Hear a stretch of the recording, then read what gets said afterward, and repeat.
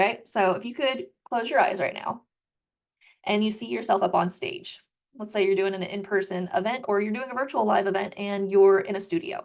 Which one is it, first of all? So if you are in person and you're peeking through the curtain, what do you see? Where are you? What type of venue location are you in?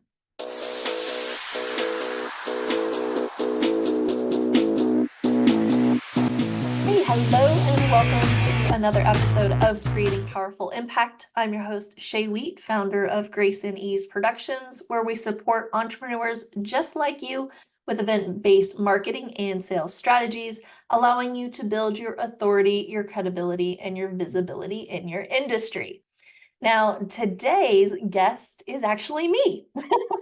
So I've had a number of conversations recently that I thought was worth putting onto the podcast just to give you some perspective from my side of the story, so to speak, what I'm seeing in the industry and what's going on with events. And so we will kind of just put these Shay only podcasts out there.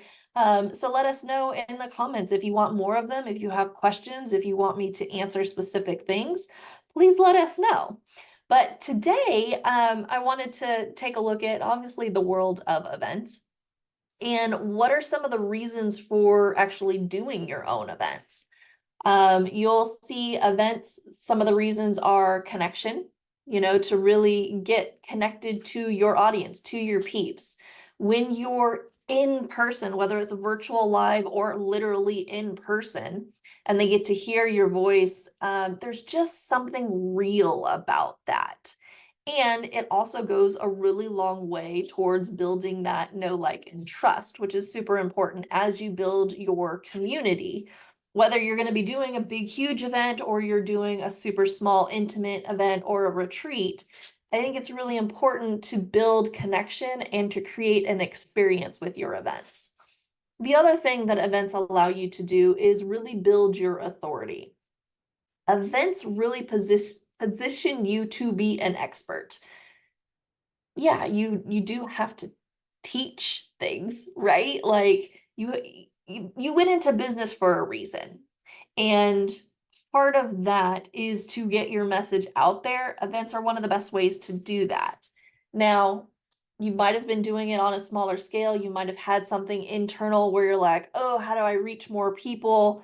How do I get on bigger stages? When you actually have your own stage, your own platform that you start sharing things from, it really helps solidify you as the expert. They get to experience you. And I mean, I had a client, she ended up running and producing her own event. We had probably about 100 people or so in the room. And because she was out there promoting it and she was out there talking about it, it got her noticed to the point where they're like, hey, you want to come on over to Tony Robbins' stage and speak on his stage on your topic? Because we don't have anybody who speaks on the topic that you speak on. So it absolutely allows you to build your authority. And then, of course, events help you build your list. Woohoo! People, they can share their email with you in order to get a lead magnet. They can come to your events, your masterclasses, your webinars, your in-persons, your virtual lives. They're just another opportunity for them to learn a little bit about what it is that you do, start to build that rapport, relationship, trust, make offers, build your list. And it's your community. It's not on somebody else's platform, which I think is a really important piece. And then as a lot of my clients enjoy, there's also the opportunity to make money and make income, especially when you're doing a value-packed type of event. So we can always move into larger program offers, right? So when you are starting to take a look at your event, where in the world do you start as somebody brand new interested in stepping into this world? My suggestion is to take a look at the vision. If you were to sit and kind of visualize and close your eyes, What is the vision of the event? What is the experience? What do you want your audience to get out of the event? Everything we do, and we kind of, this is the first event, or I'm sorry, the first meeting that we have with our clients is everything evolves around that vision. So let's try it out, right? So if you could close your eyes right now and you see yourself up on stage. Let's say you're doing an in-person event or you're doing a virtual live event and you're in a studio. Which one is it, first of all? So if you are in person and you're peeking through the curtain, what do you see? Where are you? What type of venue location are you in? How is the room set up? What time of day is it? What day is it? What month are you in? How long is your event? And how much time are you spending with those in attendance? What are you most excited about? Now start to see, as the attendees enter the room, where are they sitting?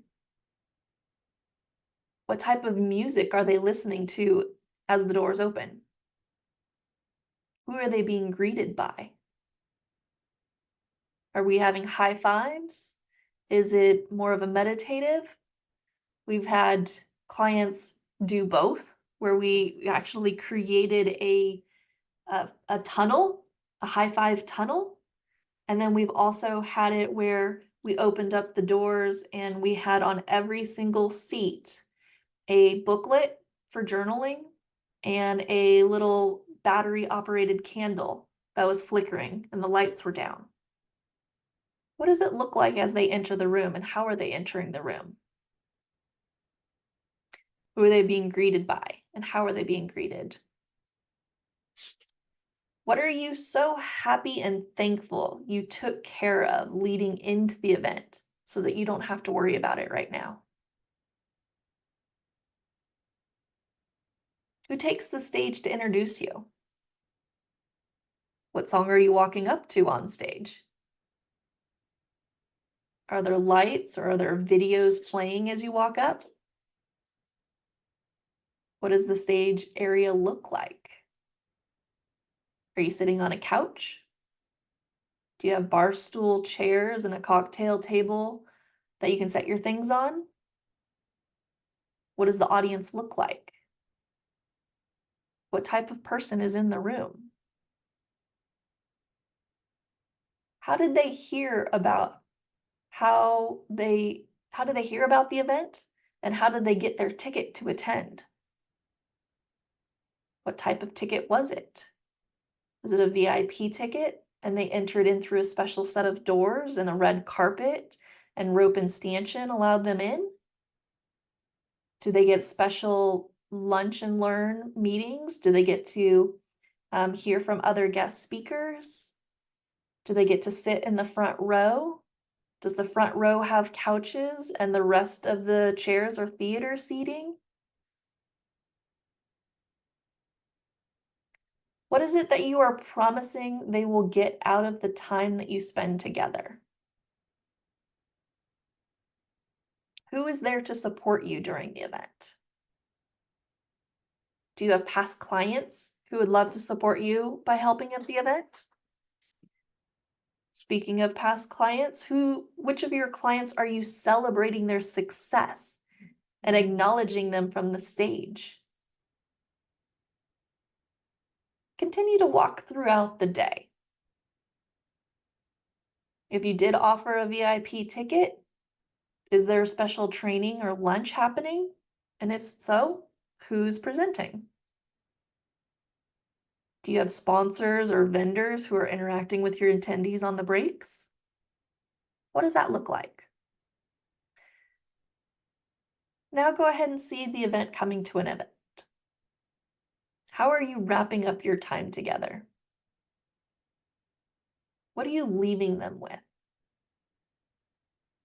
What are your goals and desires after the time you spend with them? If the attendees wanted to continue to work with you, what invitation are you offering them to continue the working partnership?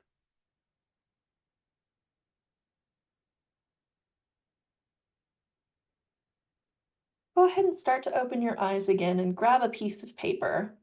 Kind of jot down some of these thoughts and ideas.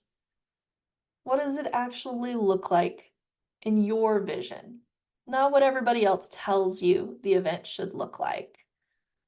Maybe you're somebody that wants to have an ocean view and windows outside. Maybe you want to have a lawn that you have everybody have a reception at during your event. Whatever it is, go ahead and jot it down. That way you can start calling it in and really feeling the experience that not only your attendees are going to be having, but also what you're going to be having. Who's the team that's supporting you? What does that look like? Are you somebody that just wants to show up and shine on stage? And when you come off stage, you just want to interact with the attendees? Or are you somebody that wants to know the ins and outs of what's going on with the team and what it is that they're hearing and how their interactions are going with all of the attendees? Regardless of what it is, this is an opportunity to take a look at what you want to do with your event. And then my suggestion is, if you want to have some other thoughts and ideas, the best place to do that is to go attend other people's events. But look at it through the lens of somebody like myself, who's a certified event producer. Because when you look at it through that lens, you're going to be seeing more than just the experience. You're going to be taking a look at, how is registration set up? Are they using name tags? Do they use a seat deposit? Was it a paid ticket to attend for the weekend? How's the flow when the doors are opened? What's the seating? Is it theater seating, round tables, classroom? Are there couches, chairs? What's the experience of the attendees going to be like? Is there a lot of writing? Is it very experiential? Are they up and about? Are we putting paper on the walls and writing on it and doing group exercises? Is the person going through a lot of PowerPoint slides and they have handouts that people write on? Is there a booklet already on their chair? And then what about the stage? They have AV. Do they have one screen? Do they have two screens? Do they have lights? Do they have up lights? Do they have pipe and drape? Are there things coming off of the pipe and drape? Do they have banners? Do they have branded signs? Is there booth? Is there a pop-up place where you can take pictures? We had one client that would have what's called a step and repeat banner. And in front of it, they had all of these like blow up guitars and rock star sunglasses, because their theme was all about becoming a rock star in your business. And so they really played up that part of the theme, and so many people were taking pictures in front of it. We had another one where it was all about being unstoppable, and the step and repeat banner had wings behind them. So when you stood in the middle, it looked like you had wings, and people were taking pictures in front of that and tagging the event and, promoting it that way for you too, while also sharing about their experience. So at registration, are these the same team members that are also on your enrollment team? Where does the staff sit in the rooms? The speaker that you're watching on stage, are they being mindful of the agenda or the run of show? Are you noticing how they're weaving in their personal story and their vulnerability and their credibility when they teach the content? Is it engaging for you? Is it engaging for the audience? When do you use a story to make a point and get a reaction out of the room? Do they take a break every 90 minutes? Do they do it shorter or longer? And how is that showing up in the room? How do they bring people back into the room after the break? Is it like a same song every single time? Just a quick note. So we have some clients that anytime I hear the song, it was the Come Back in the Room song, we played it so many different times. When I hear it just in everyday life, it automatically takes me back to that event, which is, kind of cool, right? It brings back the memories and it brings back all of the great and amazing things I learned when I hear that song. It's like a trigger for me, right? So that's something to think about too. How often is this host engaging the audience? Are they doing mic shares? Are they doing partner shares? Are they doing small group activities? Things along those lines. How does the speaker dress? Did you know that there's actually psychology to color? So, for instance, it's not my recommendation that you wear red all day long. It's also my recommendation to not wear black if you've got black pipe and drape behind you. Then you just become like a floating head, right? So there is some psychology to what you wear. One of my clients actually teaches that what you wear on day 1, day 2, day 3, if you've got a conversion event, what colors you should be wearing each day based on you personally, right? Which is really fascinating. And then, attending this event, what did you like most? What didn't you like? And what you would not include in your event? So when you go to attend somebody's event, go ahead and make sure that you're taking a look at what are the things you liked, what are the things you don't like, how would you want to tweak and adjust it for your event? And then finally, going back to your vision, and after attending somebody else's event, you want to kind of start brainstorming and thinking about what are the 3 must-have elements that you want in your event. And the 3 things you don't want at your event. Who is your target audience? What is the expected number of attendees do you want in the room? What's the type of admission that you want to be including? Is it a free ticket? Is it a paid ticket? Is it a VIP ticket upgrade? Are you gifting tickets with the purchase of another program? Are you doing a seat deposit? Are your clients coming for free? What is the ticket type being used? And what combination, if you are going to use a combination? Why is the event being held in the first place? And then what is the promise of the event? Promise of the event is something that we really dive into with our clients. It's because, like, whether or not they do business with you, they need to leave with some type of promise. At the end of the event, you're walking away with this. And then that's your North Star, regardless if they do business with you or not. And so really, when you're reverse engineering, and with our help, our clients are reverse engineering, let's say it's a conversion event. What is their offer? Obviously, that's kind of the purpose and intention that they see, but they also need to have a purpose and intention for what the attendees are receiving out of the event. And from there, we reverse engineer everything to come up with that promise for the event.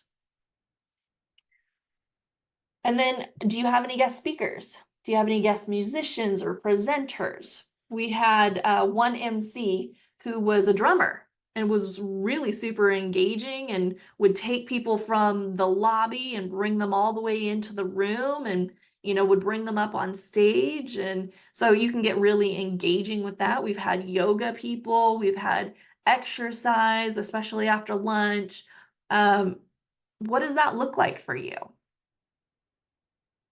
And the goals of your event. Are you looking to reach out to a wider clientele? Are you looking to earn a loyal following? Are you looking to reward your existing followers, leverage your efforts, going from, one-on-one strategy to offering your group program, 1 to many? And then how long is your event going to be? 1 day, 2 day, 3 day, week-long event? Is it a retreat? It goes back to that, what is the venue? Are you looking at an oceanside retreat? Are you looking at doing it in an art gallery or a theater? Are you looking to do it at a community center, a hotel ballroom? What does that look like? And then actually start taking a look at the budget.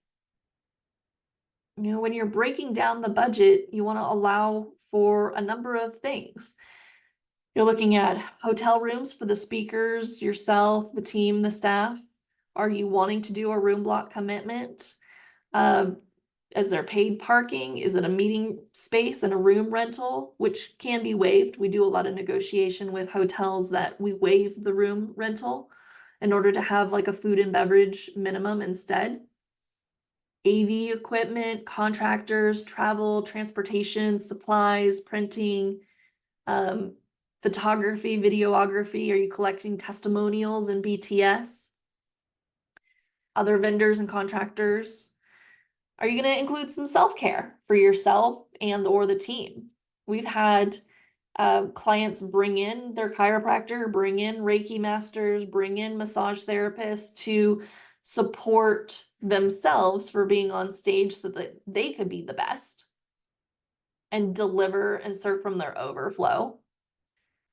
And we've also had clients, offer that to the team as well, have chair massage and such for the team. You want to make sure that you're including in your budget event insurance, having some petty cash, especially if you're going to be on site for any last minute needs. For whatever reason, you need the team to run out and grab you some more blue tape so you can tape some stuff up. Take a look at your outfits, ladies' makeup. Are you going to bring somebody in? Take a look at all of your decor and floral means. So all of those details go into your budget planning. And then you also want to take a look at like who's supporting the event, who's supporting you, who's supporting the team and the past clients. Decide if you're going to hire a certified event producer or do some consultation help. Looking at the AV, what does that look and feel look like? And going through really your food and beverage needs and requirements. So these are all different pieces to the bigger puzzle, but I really wanted to start with the vision of what it could possibly be for you and your event. We can scale up and scale back in any direction, but what it really comes down to is what is it that you want to be delivering and how are you going to be making an impact in the world through your event? Everything else is figure outable. So I look forward for you to take all of these resources so that you can go ahead and start creating even more impact in your world. And until next time, have an outstanding rest of your day. Take care. Thank you so much for listening to the Creating Powerful Impact podcast. If you are a successful coach, speaker, author, or thought leader who would like to be on this program, simply visit creatingpowerfulimpact.com/guest.